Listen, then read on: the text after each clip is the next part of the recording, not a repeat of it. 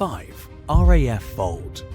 The Royal Air Force Fold is a former underground munitions storage site. Located in Staffordshire, England, it was chosen for its central location on the island. It was out of reach of the enemy, and they believed they'd be safe from bombing. The RAF Fold stored between 3,500 and 4,000 pounds of explosives in underground mines. It also stored MC-1 gravity bombs and other ammunition.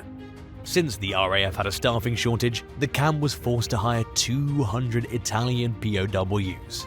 A large number of them were assigned to positions at the weapons storage facility, where they handled live bombs and carried out risky duties that required ingenuity and expertise. On Monday, November 27, 1944, the depot exploded, leaving a crater almost a mile across and 400 feet deep. Houses and churches as far as 6 miles away were damaged by flying debris, and a reservoir's retaining walls gave way, causing a flood that destroyed a factory and killed 37 employees. A nearby farm also suffered after losing 200 cattle.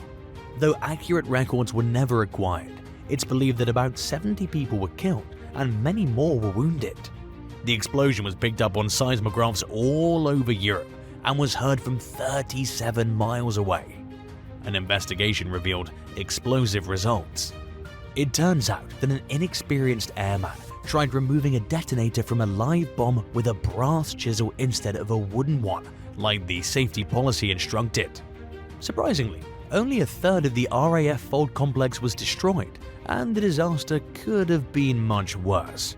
But the rock pillars and concrete barriers designed for this kind of emergency held up against the explosion and prevented a chain reaction. 4. The Great Emu War. In 1918, the Australian government was suffering during the Great Depression and unable to pay the pensions of World War I veterans. Instead, they created the Soldier Settlement Program. With the goal of introducing them back into civilian life, the program gifted over 5,000 vets a plot of land. From there, they were able to make a living by cultivating wheat and raising sheep. Located northeast of Perth, the area was called the Wheat Belt. It was one of the most remote parts in the entire country. It was inhospitable, barely livable, and roads were non-existent. Many people simply called it Emu Country. In 1922, making a living here was about to get even more difficult. Emus started invading the farmland, and they loved the wheat. The emus were a destructive force the veterans weren't used to dealing with, so they turned to the government for help. The Australian government reclassified the emus as vermin, removing them from the protected species list. But the veterans were short on ammunition, since they were barely getting by thanks to the collapse of agricultural production. By 1932, over 20,000 emus were eating crops and roaming about the land.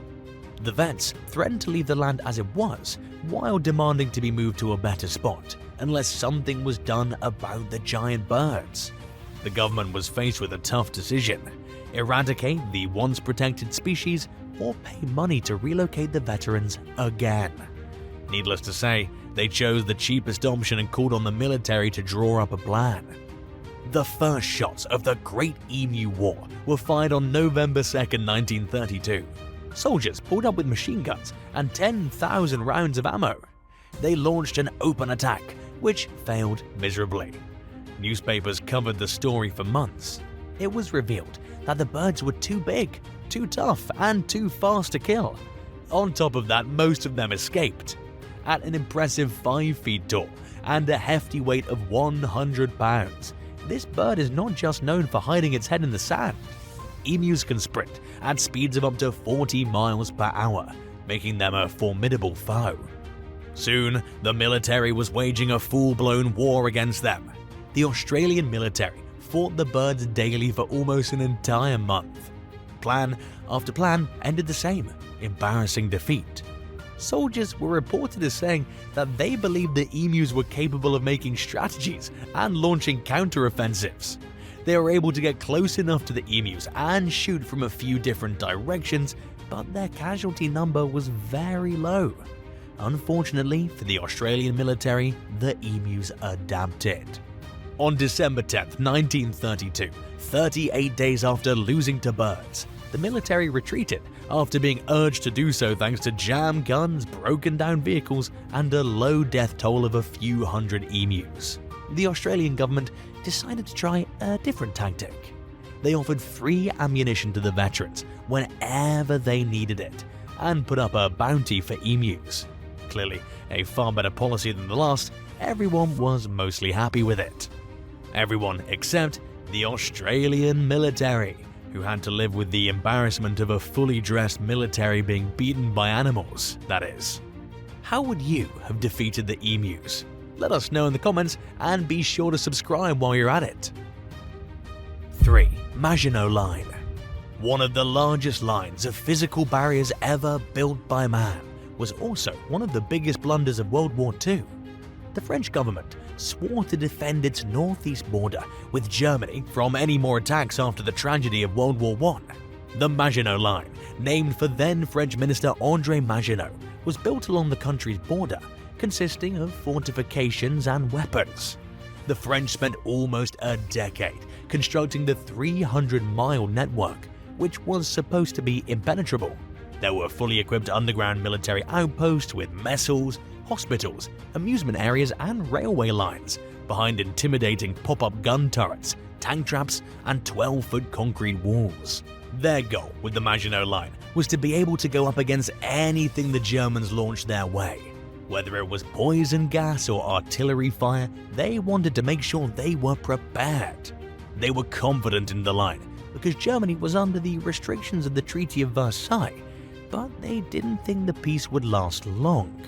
Germany was obligated to make financial reparations, disarm, surrender land, and give up all of its overseas colonies. Not to mention no standing army, no air force, and building weapons or any sort of armored vehicles were allowed. Germany withdrew from the Treaty of Versailles in the early 1930s after Hitler and the Nazis grew in power. As the French finished building their fortifications, the Germans were getting ready for battle. They were establishing a fleet of bombers and armored vehicles for their mobile blitzkrieg strategy, which was Hitler's plan to prevent a prolonged war. Throughout the campaigns, Hitler and the Nazis used this strategy to destroy their opponents as quickly as possible, using armored tanks and air support, as well as maneuverable forces. In 1936, the Maginot Line was finally finished. Future Prime Minister Winston Churchill was impressed and claimed it cannot be broken at any point. Sadly, for the French, one minor detail was overlooked. The line only extended from the Alps in the south to the north, where France bordered Belgium. It was not extended to the English Channel in the north because, according to the French, passing through the Ardennes forest in Belgium was unlikely. Turns out, it was more likely than they thought. Overall, the Maginot Line proved highly ineffective and costly. Despite a solid set of concrete bunkers, artillery guns, and even railroad connections for supplies, it still didn't stop German forces from bypassing it, allowing them to invade Belgium via the forest. Germany used its blitzkrieg attack, which caught the French off guard. Eventually, British troops left mainland Europe at Dunkirk after being forced to leave. After that, France had to defend itself. The Maginot Line was designed as part of a greater plan to withstand an impending German invasion. It's still regarded as one of history's unsuccessful mega-projects, since it had little to no impact on the Battle of France. Since they were able to simply go around the Maginot Line, the Germans expelled the British expeditionary forces from the European continent, captured Paris, and completely forced the surrender of the French government. 2. Retaking Kiska. In order to retake the last enemy strongholds on American soil from Japanese troops, who succeeded in capturing a few US islands, Kiska and Attu Island in June 1942, American and Canadian forces conducted an amphibious assault on the North Pacific island of Kiska in 1943. The mission, which was codenamed Operation Cottage, happened on August 15, 1943. Pre-invasion bombardment of Kiska was intense. Throughout the month of July, the 11th Air Force detonated 424 tons of bombs on Kiska. The occupation of US territory was another blow to American morale and helped solidify American resolve. A US naval armada launched 330 tons of shells at the island in the same month. A force of 34,426 soldiers, including 5,300 Canadian soldiers, were expected to invade the island. Knowing about the battles being fought in the South Pacific and the empirical nature of the Japanese military, Allied forces prepared for a hard and bloody battle. What the Allies were unaware of was that the Japanese on Kiska Island had slipped away in the dense fog of the Bering Sea. American forces, 7th Infantry Division, 4th Infantry Regiment, 87th Mountain Infantry Regiment, and 1st Special Service Force descended into Kiska on August 15, 1943.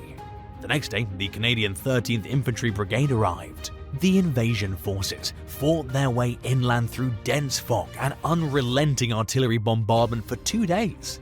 There were several casualty reports, firefights, and sightings of elusive Japanese snipers. The American and Canadian forces suffered 32 casualties, 28 Americans and 4 Canadians were killed, as well as 121 illnesses and wounds, despite the fact that they thought they were fighting the same enemy. The USS Abner Reed DD-526 struck a mine, injuring 47 men, in addition to the 71 sailors who were killed or reported missing. There had been 313 Allied casualties by the time the island had been examined and declared safe. Both the Americans and the Canadians were killed by their terrified allies' friendly fire, others by mines and timed bombs planted by the Japanese, by unintentional ammunition explosions, vehicle accidents, unexploded bombs on the tundra, or sneaky booby trap explosions. The cherry on top is that the Japanese garrison, consisting of 5,183 men, left on July 28, 1943, 3 weeks before the Allies arrived. All of these played their part in the embarrassing battle against an empty island. 1. Blackhawk Down. Mogadishu, Somalia, was the site of the Battle Mogadishu, or Blackhawk Down. It was part of Operation Gothic Serpent on October 3rd and 4th, 1993. The conflict was between UN peacekeeping missions, backed by United States troops, and Somali militiamen, led by the Somali General Mohammed Farah Aidid. The UN's original mission was to supply food to Somalia in order to alleviate the effects of drought and famine. With a full civil war going on in the country at the time, it wouldn't be long before their focus shifted in a different direction. They later changed their mission to restoring a government and establishing a democracy. The UN forces were involved in the inspection of Aidid's arm depot to make sure the war crimes weren't being committed. During the inspection, on June 5, 1993, the peacekeeping forces suffered massive losses after the Pakistani contingent was attacked. It was assumed that General Aidid and his men were responsible, and the hunt for them began. On July 12, 1993, US troops in Mogadishu carried out a raid on the Abdi house as part of their effort to capture Aidid, which resulted in the deaths of a handful of men. Aidid retaliated with his first targeted killing of American military personnel on August 8, 1993. Soon after, former American President Bill Clinton dispatched Army Rangers to take Aidid into custody. On October 3, 1993, the plan was to go into an aid-controlled section of Mogadishu, grab the targets, and get out. The entire operation was only supposed to last an hour. Instead, they found themselves in a standoff that lasted all night, which led to a rescue operation the next day. The goal of their mission was achieved, but the victory was dismal at best. During the battle, Somali militiamen used RPG-7s to shoot down 2 of the American Sikorsky UH-60 Blackhawk helicopters. More American troops were sent in to protect the crash survivors and their aircraft. On the morning of October 4, 1993, a column of the UN's armored vehicles fought their way to the stranded helicopter crew and the troops. They painstakingly fought their way through, and they eventually rescued their stranded brothers. Public outcry led President Clinton to withdraw the remaining US forces. The ill-fated mission went on to affect how the United States interacted and intervened in not only Somalia, but other regions as well. The battle changed American foreign policy and finally resulted in Mission UN's removal in 1995. The number of casualties that the Somalis suffered isn't precisely known. Estimates range from 3,000 to 4,000. Initially, 5 American casualties were reported by the Pentagon. That number later totaled 18 KIA and 73 wounded. At that point, they hadn't seen anything like that since the Vietnam War. Thanks for watching. Which of these crazy military disasters surprised you the most? Do you think they could have done anything differently? Let us know in the comments below, and don't forget to subscribe. See you next time.